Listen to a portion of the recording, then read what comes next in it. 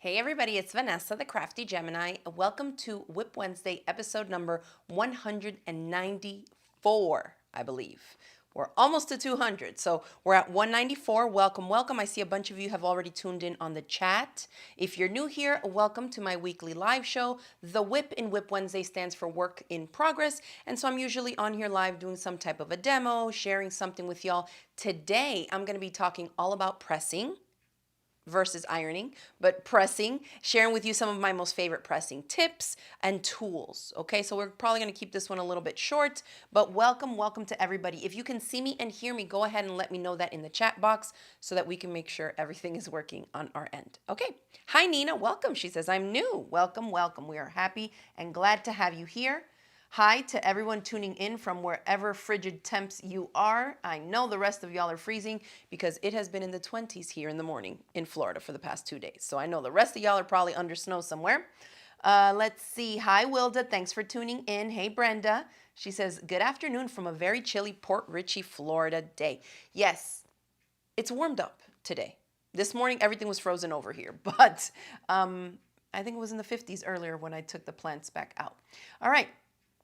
We got Karen in the house. Hi, Maureen. Thanks for tuning in. Hi, Deborah. Okay, great. Thank you, Wilda. She says, I can see you and hear you just fine. Great. So we are going to get started. And I kind of had laid this stuff out here to kind of sort out how exactly I wanted to start this off. And I think I'm going to start it off by talking a little bit about pressing versus ironing, because the terminology is a little bit different depending on what you're using, like what part of the sewing or quilting process you are using it in. And it's something that I always try to teach my beginner students or kids, especially when I'm teaching them, so that they know what's what. Okay, so if we talk about ironing, which is what most people are going to know, let's go ahead and give everybody my over-the-shoulder camera shot here. Don't mind my stash of clappers. We will get to those clappers in a minute. But when we talk about ironing, it's funny actually. If you don't sew, you might not even have an iron, which never crossed my mind because I have always had an iron, even before I sewed. But nowadays, since a lot of the clothes that we wear have some type of synthetic or knit, elastane, lycra in it or whatever, I find that not very many people actually press their clothes, right? Unless you have something that's 100% cotton or linen or some natural fiber blends, you may not even need to pull out an iron when it comes to your store-bought clothes, right? Your ready-to-wear clothes.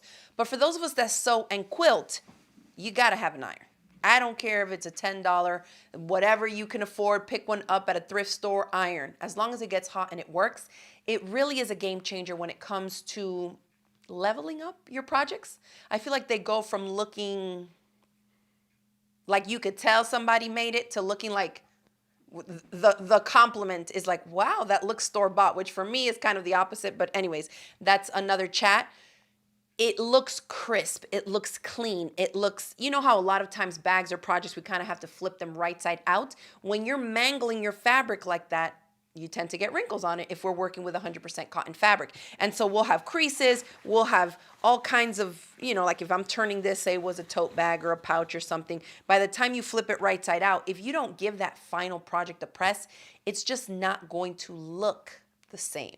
It's not going to look to where you feel like, wow, I made that, okay?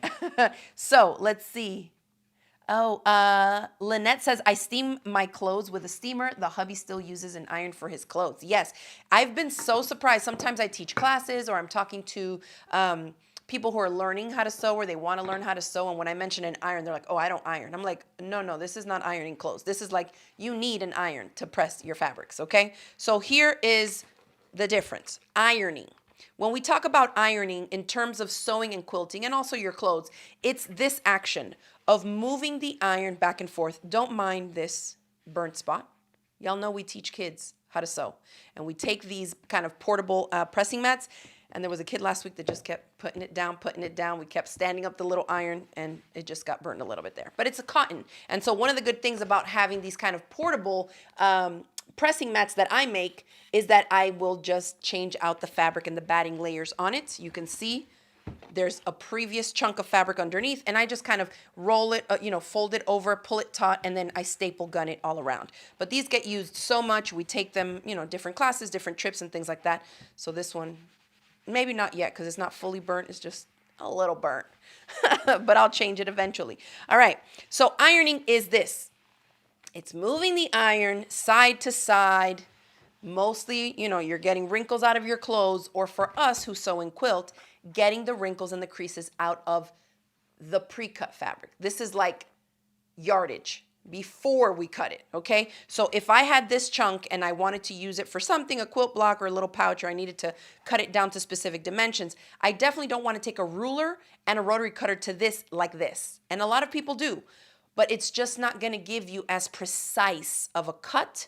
And therefore, if your cut is not precise, it's going to lead to the next steps in whatever construction process of your project to be a little bit off, okay? It might not matter too much depending on what the project is, but as a teacher, I just can't help but teach, better habits. So this crease here, for me, if you're wanting to pre-shrink the fabric without washing it, and we're talking quilting cottons that are really good quality these days, they typically will only shrink about 1 to 3%. So my way of cheater pre-shrinking, instead of having to wash all the fabric that I own and then dry it and then press it, I don't have time for that. I want to be able to grab it, do a little something to it, and start cutting out my pieces right then.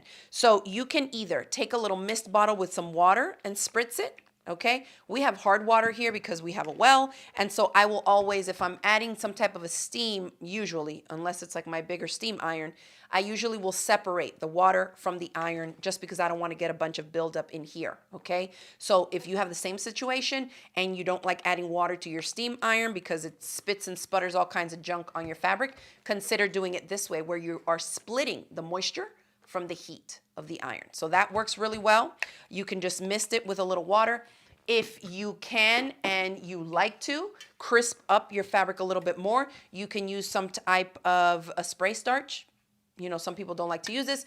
I teach a lot, and so I like to recommend the starch because I find that the crispier the fabric is, the easier it is for beginners and children to cut and to sew, because it just makes it not super paper-like, but a little bit more paper-like than having this kind of flowy fabric that they don't yet know how to manipulate and work with, okay? So that is just how I do it. Oh, thank you, Lynette. She says, I like your hair pulled up. Yeah, I blow-dried it. It's super long, like down to here, and I can't just have all this hair all in my face. So I picked it up like I used to do when I was 21 with a clip. I like it. It's comfy. But thank you. All right, so we can either mist it with fabric or mist it with the starch. Either one of those two options is going to give us moisture, okay? And then the dry, hot iron is going to give us the heat. So if I mist it on this side, just a little water, give it a few seconds so that the cotton can absorb that moisture, okay? And then you would go like this and just side to side and kind of, you're swiping the heat on the sole plate of the iron back and forth so that it dries everything up and gets rid of those creases, okay? The same thing would apply if you used a spray starch. So that's kind of like pre-shrinking. So the pre-shrinking of cotton is going to happen when we add moisture and heat. And so the same way that you would add moisture in the washing machine and heat in a dryer, we're kind of doing it here right before we use the fabric, okay? So again, give it a little bit so that the fabric kind of absorbs that moisture of the starch. And then you're going back and forth. So this is the ironing motion, okay? Back and forth, and you're drying it and just getting rid of all those creases. Okay, that looks pretty good. This, for me, pretty much be ready to go so that we can measure and subcut whatever pieces we needed out of this. Ironing, okay? Pressing. Here's how I like to kind of teach it and think about it. Pressing is more precise, okay? The ironing is not as precise. It's kind of prep work, back and forth, or if it's on clothes, you're just trying to get the wrinkles out.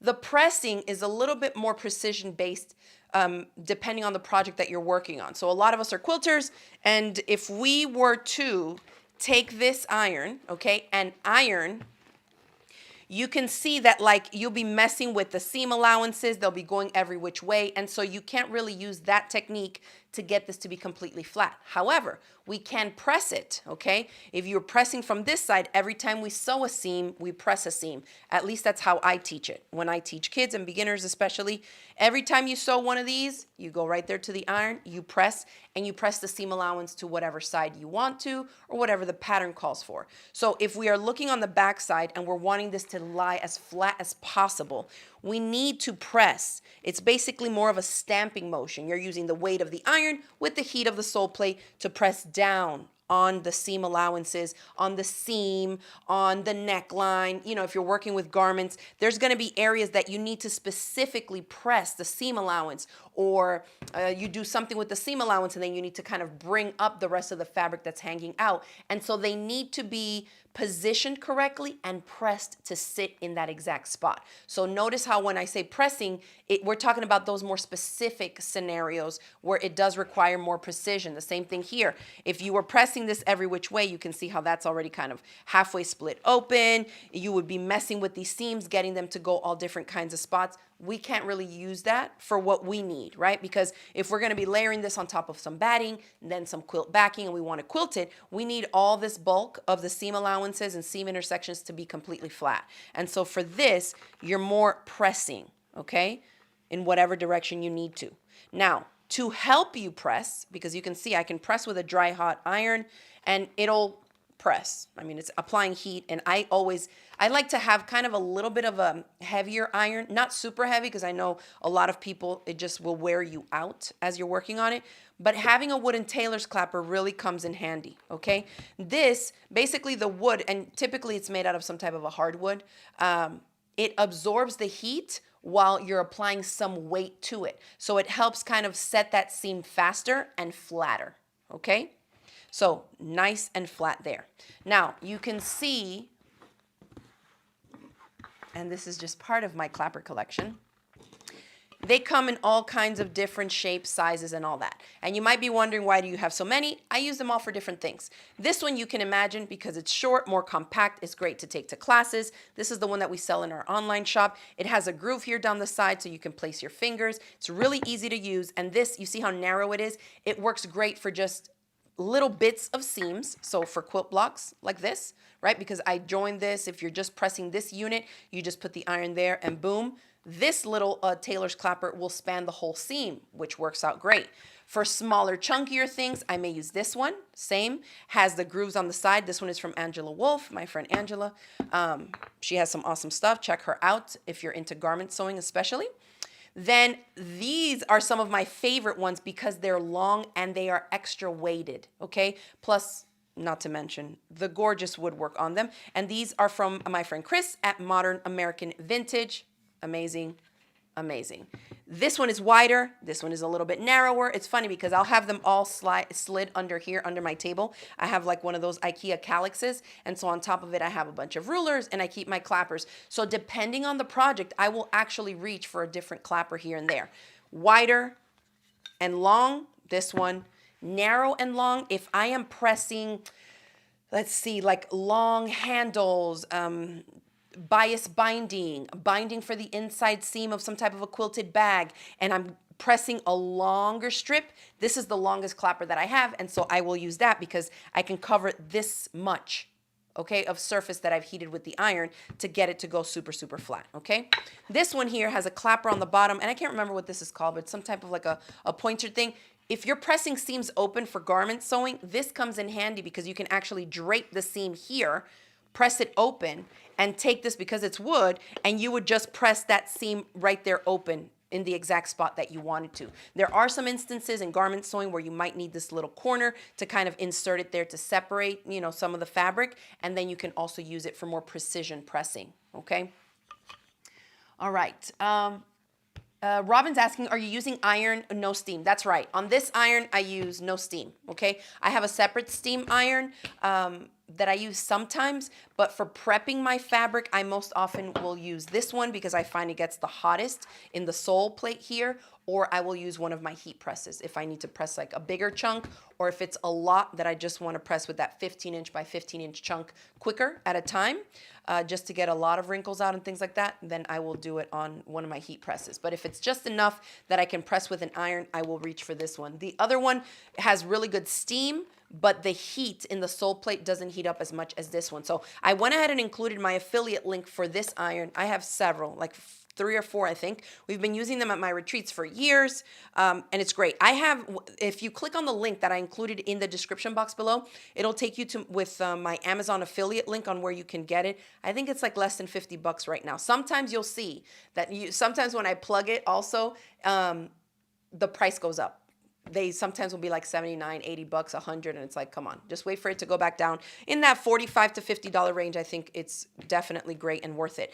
I get the 1800 watt one, okay, which is a lot, but it also gets super, super duper hot. You saw how quick it was for me to press this, even with just misting it with a little water. All the wrinkles were out in a few swipes. So it is my favorite iron still, and currently the link is in the description box if anybody wants to check that one out, okay? Let's see. That's right. Lynette says, just don't fly with a clapper. They did. TSA took one of my clappers once last year. Let's see. Lori says, I'm taking a sewing class to make a table runner. I am not a quilter. Lori, well, you're in the right place. Definitely make sure that you watch some of my quilting videos. You'll learn a ton. And a table runner for you, Lori, since you've been making clothes, a table runner is going to be absolutely nothing for you. So you'll definitely do great. Have fun in that class. All right. Hi, Ola from Denver. Hello to you too. Okay, so let me get these clappers out the way. Just know that there's a lot of different clappers. And I did want to kind of explain, that's why I pulled out some of the ones from my collection, just to show you that although I have a bunch, you could just get away with one. Or like me, if I'm working on certain things, I will reach for a specific length of clapper or width of clapper, depending on what the project is, what the seams are looking like, the hems. You know, if I'm folding over bigger chunks, then I'll go for one of the chunkier clappers, and that just helps me set it quicker, okay? Nancy's asking, do you press or iron cotton spandex? I do. And usually when it's a knit like that and it's cotton, like say 95% cotton, 5% spandex, I will usually steam press it, because the steam I find penetrates those knit fibers really well to get rid of any wrinkles. We're not really trying to crisp it and make it flat, because as we try to do that, you know, the fabric stretches some. So a steam iron is really what I tend to use on cotton spandex. Okay? All right, so we were talking about pressing versus ironing. Let me know if y'all have any questions on that. I think it's pretty straightforward. The ironing is just to smooth out prep fabric or iron clothes, right? Especially in clothes, the stuff is already sewn up. You're not really too worried about distorting anything. You're just trying to get the wrinkles out. Pressing requires a little bit more precision, okay? And so when we talk about precision, I am gonna get into some of my favorite tools for the pressing surface, okay? I tend to be a little bit biased towards my little DIY makes here. This, and you probably, oh, you can see it kind of underneath. This is, I wanna say this is like some type of wooden decor board that I got at Michael's 6 years ago, this one. I used to make, let me see if this, yes, look at me. I used to make these smaller little mini ironing boards from my kids' little, you know, those wooden kid puzzles when they're toddlers. This is from a magnetic board that had all little types of groceries and vegetables, and they can kind of put them on here in the store. And so this was from their toddler days. So I made this one a long, long time ago. My kids are teenagers now. So you can see, and I just wrap it in a couple layers of, this one I can tell. It probably has quilt batting, cotton batting underneath first, and then some insulated batting, and then a couple layers of cotton fabric.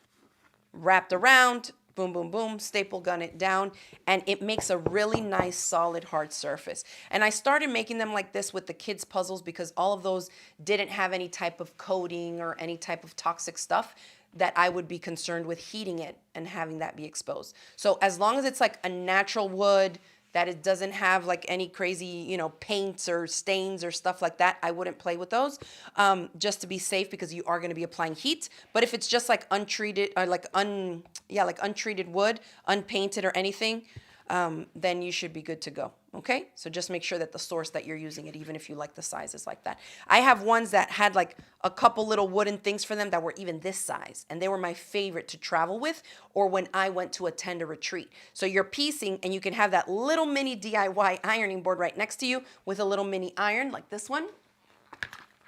You would press your seam, clap it real quick, and boom, take the next piece and right there go sew. So if you can think outside the box a little bit, you may be able to find something that you can turn into these little mini ironing boards. I do especially need it, or like it, I would say, prefer it to be firm, okay? If you have a really squishy pad, sometimes you see these tutorials that are like, we just put a bunch of layers of batting and some fabric and we're gonna fold it, we're gonna stitch it up, and that's gonna be our pressing mat. If it's still fabric and it's not rigid underneath the material, you're just not going to get that great of a press. You can use it in a pinch, you know, drape it over your bed or wherever you're at, your chair, and kind of just press something real quick. But if we are working for precision pressing, for quilt blocks, for really accurate hems and seams, you're going to need some type of a more stable base underneath the fabric that can handle it, okay? And so that is where some of my favorite pressing tools come in, and that's going to be your wool mat. So first thing I will say, y'all have seen me press a couple times, like right on my cutting mat, because look how thick this mat is, okay? Definitely like 3/4 of an inch thick. So the heat can go through, especially if you're using moisture. I don't, because I'm just using, remember, a hot, dry iron. And so if I'm pressing, this is really helpful. I wouldn't keep it here super long, or if you do and you see that your cutting mat starts to warp a little bit, then definitely don't do it anymore. What I like to do though is place the wool mat on top of one of my DIY boards, because not only is it raising it up, this is also giving the heat kind of a space to dissipate before it actually just gets trapped right onto the cutting mat. And so this little wool mat is the one that I most often use, like here. So sometimes in my tutorials, people will say, are you pressing that right on your cutting mat? And it's because the angle of the camera, it looks like it's right on, but this is underneath. Okay? Yes, Brenda says I use Insulbright, and you can. That's what I used on this one. I don't know. Where was it? Oh, yeah, here. You can see this was covered. Ooh, that fabric is old, old. This is over 10 years old. So this one, I mean, I've definitely had it a long time, just based on the board. But this, the insulated, like Insulbright batting, okay? And that helps reflect the heat back onto the fabric from the underneath portion, since we're pressing from up top. So that's really helpful. And I think that was how I started doing it before I got into the wool mats, because I like that idea of kind of reflecting the heat back up onto the fabric. So the wool mat, though, comes in super handy. Give me a second. Let me grab some water. Excuse me.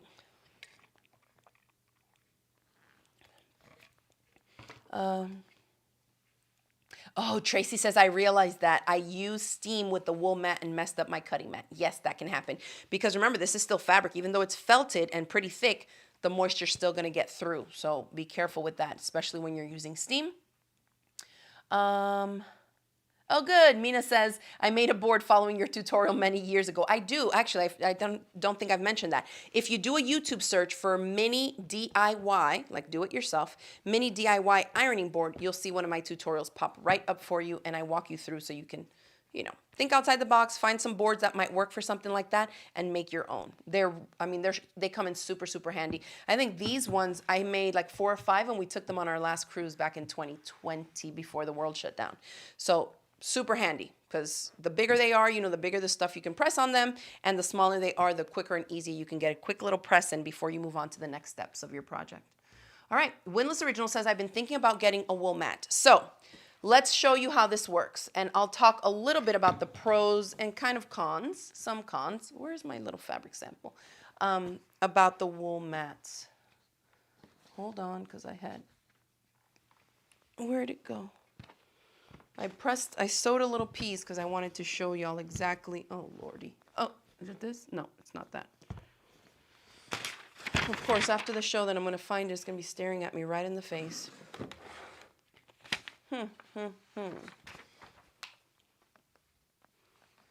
Where is it? Do you see a fabric over there on that side? That's black and white and green and the aqua? Oh, Lord. Nope. Oh, well. Okay. Not here, not here, not here. Let me do it. Here it is. Ta-da. Okay, got it. So a couple of things, and I wrote down some notes here to talk about my little pressing thing so I wouldn't forget, especially about the wool mats, okay? So we talked a little bit about the difference between pressing and ironing. That should be pretty clear by now. So when we need more precision stuff, here's one of the reasons I like the wool mats, okay? And I actually have another one up there that we'll talk about in a minute. The measurement on this one is something like 17, 12 and a half or 13 and a half or something. It's a good small little size. One of the things that I would say is be careful, one with moisture like we just discussed, both with the cutting mat underneath, and be careful with the wool mat that you're getting. They are pricey, so they are an investment. So if you find a super cheap one, double check and make sure that it actually is 100% wool, because there are some wool mats on the market that are not 100% wool felted like this, where it's just wool. Okay, some of them will have like these synthetics in them, and when you start adding moisture and stuff, sometimes they get funky smells. They can get like flatter over time because it's not straight wool, okay? And the synthetics, you know, when you apply heat to synthetics, it'll just melt, okay? So that can happen as well. So be very careful from the source that you're ordering these wool mats from. I went ahead and included my affiliate link to the ones that I use. It's an Amazon affiliate link, and if you click on there, it gives you two sizes. One that's, I think, a little bit wider than this one. This one I've had a long, long time. That's why it's kind of stained and messed up, but it's a little bit wider than this one. And then the other one is huge. And we're going to open it here together because I just got it. They sent it to me, and I'm actually going to put it over top of my big pressing mat that I have on the side here. It's one that I built like with a piece of plywood that drapes over like an IKEA kind of cabinet thing that I have here. And so I turned it into a pressing mat that's 5 feet long. And I got a wool mat that's 5 foot long. So if you're like me and you have a big ironing surface like that and you're looking for a wool mat that's that big, definitely check out the link in the description box below because I think it's worth it. The price is a great price for the size that it is, and it is 100% merino wool. So you know the good stuff, okay? So Rita's asking, are wool mats made for ironing boards a thing? I don't know that I've ever seen one that goes exactly over like with the shape of an ironing board. Really, I feel like over the years, the more you sew and quilt, we have, most of us, at least my friends and I, have gotten away from using a proper ironing board. That metal grate with such a thin batting on it, the fabric, everything is like synthetic, synthetic on synthetic. It just gets flat over time for the amount of pressing that we're doing as sewists and quilters, and it's just not worth it. So I prefer to have, you know, like a rigid piece of non-toxic wood, like unfinished, that's underneath, and then I wrap it with some batting to give it a little bit of a cushion, but still a firm cushion, right? Because it has that wood underneath. So that's what I prefer. We were at the other property the other day, and I see 2 ironing boards in a closet against the wall, and I'm like, ironing boards? I'm like, I haven't used some things in years. But, you know, we had them for when I taught classes at my shop, and that way you could move them, you know? They were easier to set up and move, but they just are not for me. Okay. Yes, Scattered Sheep says, I would love a 6-foot ironing board, right? Wouldn't we all? Sometimes I've seen people on a long arm frame, they make their own and they place it on top of the rails. And so they'll press on there and then take it off. I don't know that I would do that with this one, maybe on my other long arm that has electrical conduit poles because it's sturdier and stiffer. On these, I would hate to, you know, warp them because I think they're, I don't know if they're aluminum, but they're definitely lighter than the electrical conduit poles. Okay. Okay, so then here's the thing with the wool mats. We talked about it being felted wool, okay? Make sure that it's 100% wool, the whole thing through. It holds the heat better for faster pressing. So the same way that on one of these, this one, I use that kind of insulated batting. Remember I said that it's kind of like pressing from underneath as well while you're hitting the fabric from the top with the iron because it's reflecting the heat back on. Well, similar idea to the wool, okay? The wool holds the heat. So it is kind of like holding it in there. You're applying the heat from the top, but you're getting the heat also from underneath. It just makes it so much faster to dry, especially if you have misted your fabric with any moisture or, you know, water or starch, okay? The second thing, and this is probably the reason I feel like a lot of quilters really started gravitating towards the wool mats, is that there's no distortion. Even for small little patchwork pieces, the grippiness, the texture of the wool really holds it, okay? So I have sewn a seam here. If I want to press this, it just keeps it, look at that. Like the way that I'm able to let this go and press over, you see that the whole chunk is not sliding, okay? It stays put, you press, press, press, and everything stays super flat. And try it. If you have a really good iron that gets really hot, you can press it real quick, remove it, even wait 5 seconds, and when you touch it, it's still really hot, okay? Because the heat is just hanging out there, and it makes everything be so much flatter and crisper. So if you're someone who doesn't have a tailor's clapper, but you get a wool mat, that is going to be way better than just pressing on a regular ironing board, okay? But wool mat and tailor's clapper, that's a different game right there, okay? That right there is super, super flattening, okay? Really, really good. So if you have a lot of seams in a project, or you're doing something that requires you to press seams open for a little bit more precision to get that bulk to lie flatter, you're really going to love that. I mean, look at that. Super flat. Really, really flat. So let's try something else. I'm going to mist this with some water because I'm trying to release what I just pressed in that direction, and instead I want to press the seams open because I think this is where you really see the wool mat shine, okay? So let me zoom this in a bit. Okay, you can see there, that seam is lifted up. I released it a little bit by adding that water, and the seam is open. I haven't even pressed it, like scratched it really flat yet. I just opened it enough so that it's open for me to hit it with the iron. Again, you don't see the fabric moving and shifting because that wool really just grips it and holds it. And then you'll see it's going to be flat when I take this off just from the wool mat. Look at that. But if we add the clapper, then it really holds. It just like creates this memory in the fabric that it's like, don't go anywhere, okay? Tara says, I've had issues with my wool mat soiling my iron. So I would check the source of that wool mat. I mean, because if it's 100% wool, it does have some lanolin in it, you know, like natural wool does.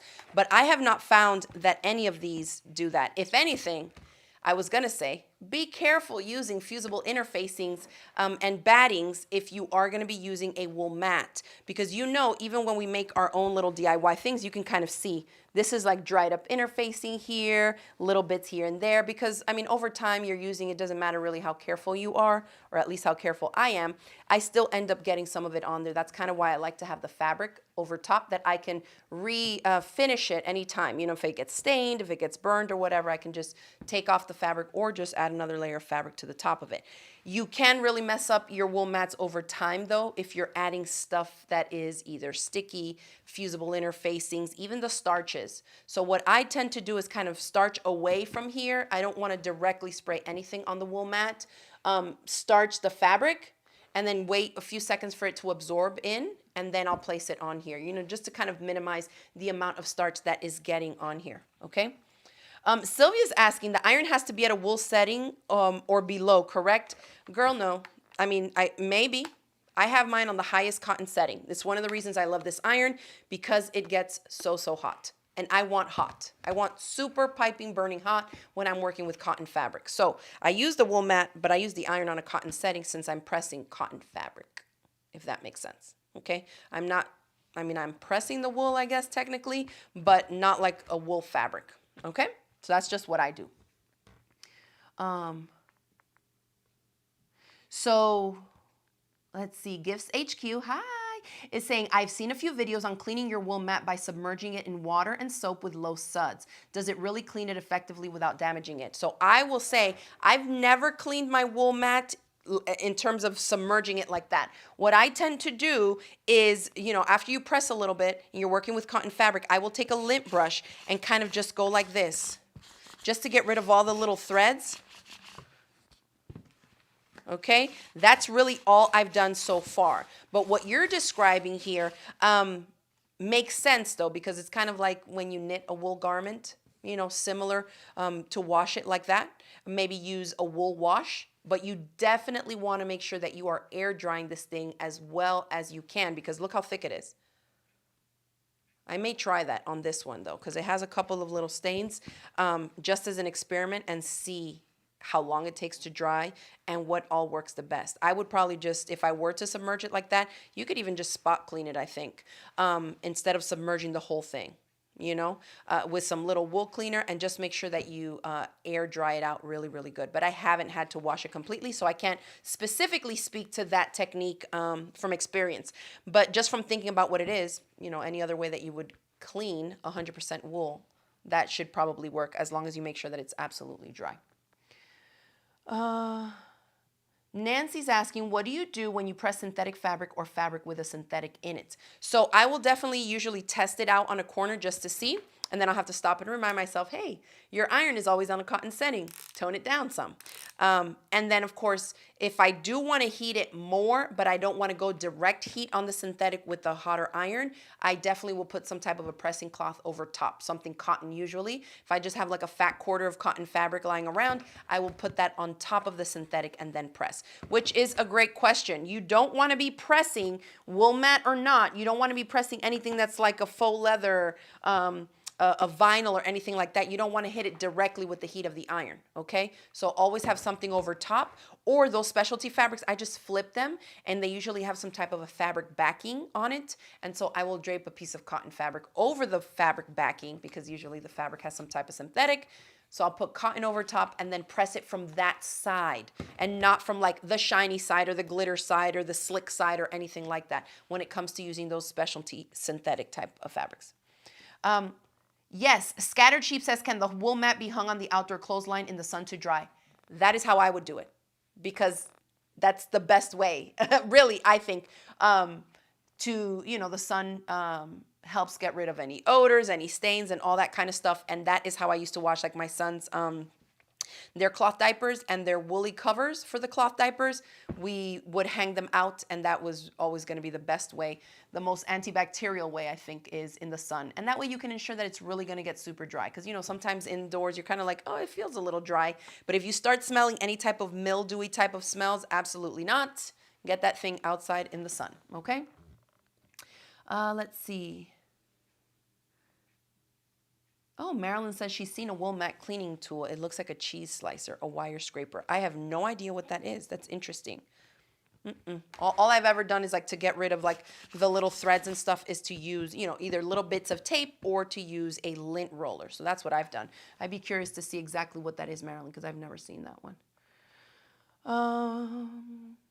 Susan says she's made washable pillowcases for her wool mat. That makes a lot of sense too. That's a great idea. Mari says, I constantly have to fight my cat for my wool mat. She loves the heat it retains. There you go. There you go. There's the science. That's the proof we all needed, right? For sure. It definitely holds heat. So I'm sure if the kitty sits on it like that, then their body heat just stays there and gets absorbed. Oh, all right. Let's see. Sorry. Yeah, I was just reaching over to the chat. Okay. So next thing, yep, I talked about not starching or spraying anything directly onto here. Spray it on your fabric and then let it absorb a little bit before you bring it here. Another way that you can clean this, I haven't had to, but is maybe using some type of an attachment to a vacuum. If you have a lot of stuff that you see that's kind of like in the wool mat, you can kind of do that. I find that the lint roller tends to get up all the little bits of thread and stuff that I need to get rid of from here, so that works fine for me. Let's see. Okay, so we talked a little bit about this, about pressing, the grippiness of that, just to show you. You see how it doesn't move. Let me see if on here it does anything. So I don't know if you can tell, but like when I press, it kind of like goes whoop, like this. Because it's fabric on fabric. I mean, it's still pretty flat because I have that rigid surface underneath. So if you don't have a wool mat or you can't invest in one yet, something like this is way better still, I think, than just a regular ironing board. They're just, it's for ironing, right? The clothes where you're just going back and forth. So if we're going to be pressing, we've already talked about how it's a little bit for more precision. And so if you need something underneath for precision pressing, make sure that it's a little bit stiffer. Okay, like this or like the wool mat for sure. Okay, let's see. Okay, now let me take this guy out of here because I want y'all to see wool mat. But Novadon sent me this one that measures 22 inches by 60, y'all. And we are opening it up with me. It came in this cute box. I put the link below to the Amazon link where you can get it. Merino wool, we talked about that, the good stuff, okay? And it just comes in this box all rolled up like that. And I put the link to the little one and this big one in the description box of this video. This is a good way, and I wanted to kind of show this. This is how you can store it. If you don't have a big ironing mat that you can leave it out on all the time, then I would make sure that it's super dry, nice and good. And so really, when we're talking about the moisture and pressing the with steam and all that, if you just mist your fabric a little bit, and then you press it with a dry iron, you're not really going to have to worry too much about moisture getting into this mat, okay? Because it retains heat also helps dry it up super, super fast. So the reason really that we're like applying the moisture is really to pre-shrink it a little bit. If you just wanted to get wrinkles out, I don't even think on a wool mat that you really need to add the moisture. Me, I'm pressing it since I don't pre-wash all my fabric. I do it then, when I'm pressing the yardage. But look at this. 22 inches by 60, 5 feet. I'm so excited to put this on my big ironing mat and leave it out. It's funny because remember I said this is merino wool. It's stiff and look how thick it is. All wool throughout. And y'all know, back in the days, I think when they first started really like getting the word out on wool mats for quilters especially, excuse me, the smaller ones, and I have this one here that I've had for years too. These guys were like the same price as this big one is now. So if you maybe looked into the wool mats back then and you thought there is no way I'm paying that kind of money for a little chunk of wool, I'm here to tell you that this big piece is absolutely worth it for that price point, okay?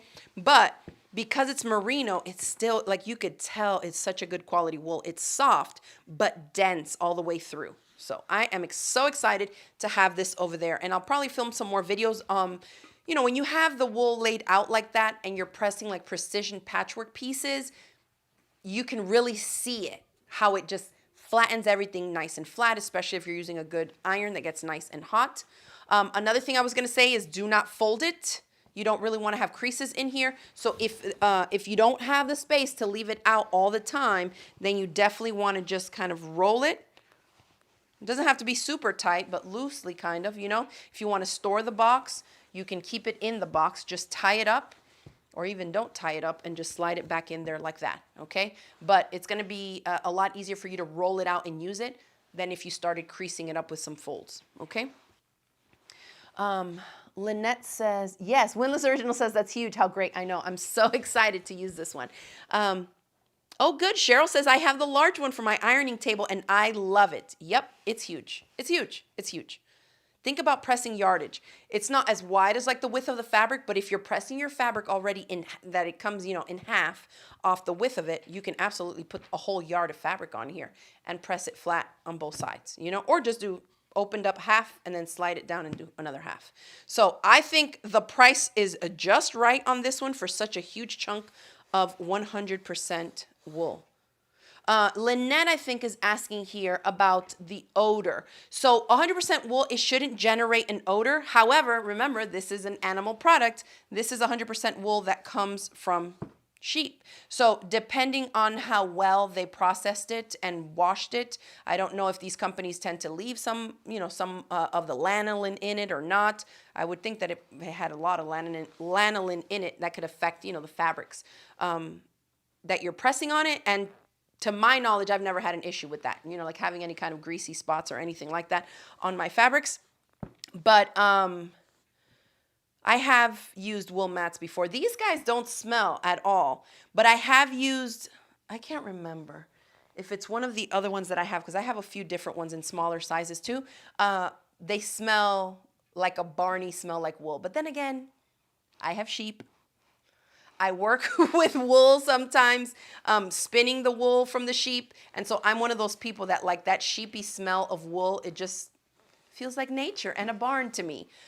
You shouldn't be smelling anything that smells like mildewy, you know what I mean? But I think what you're probably smelling is, some of the lanolin, since this does come from an animal, an animal product, okay?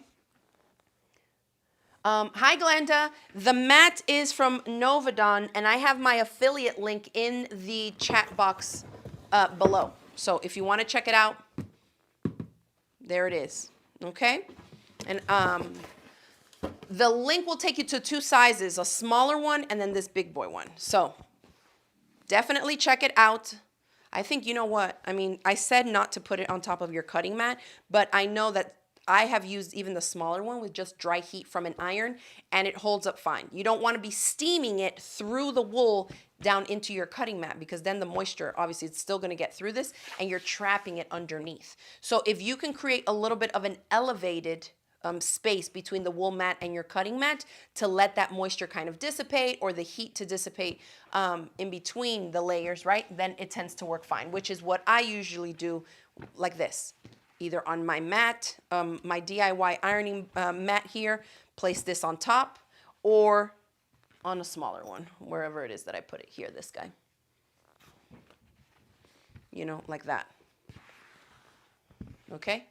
But if you're just pressing a few blocks or a little something, for me at least on this cutting mat, and this is not a self-healing mat, I really haven't had any issues when I'm not using steam, okay? Just the heat of the iron. Because although it does hold the heat, it takes quite a bit of heat up here to get it to reach down here, if that makes sense. Like right now, this part is warm and underneath is still cold, okay? So obviously if this is not hot yet, then this is not hot yet. You know what I mean?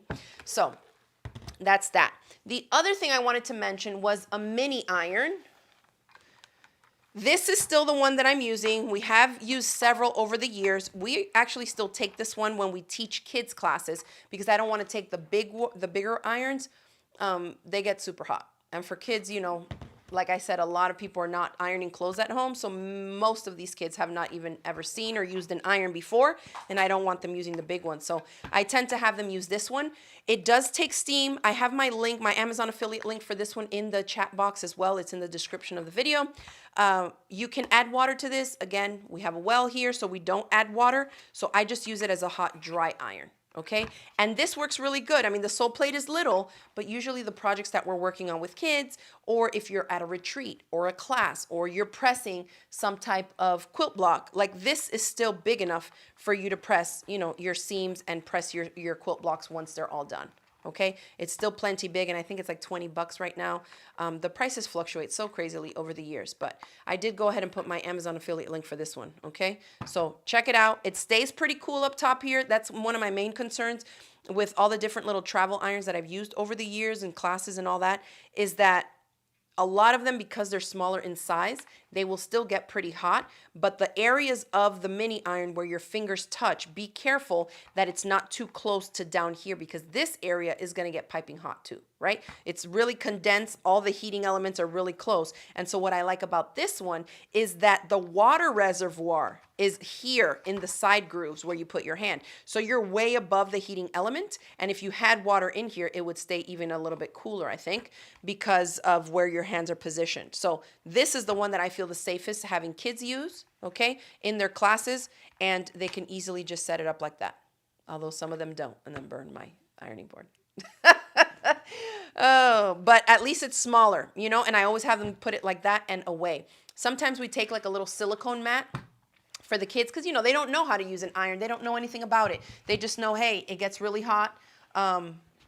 You don't want to, you know, put it on anything else than the board that it's on, okay? So usually I'll take either this big one or even that small one. Sometimes you can see that's where they burnt it. So they'll like press and just leave it down like that.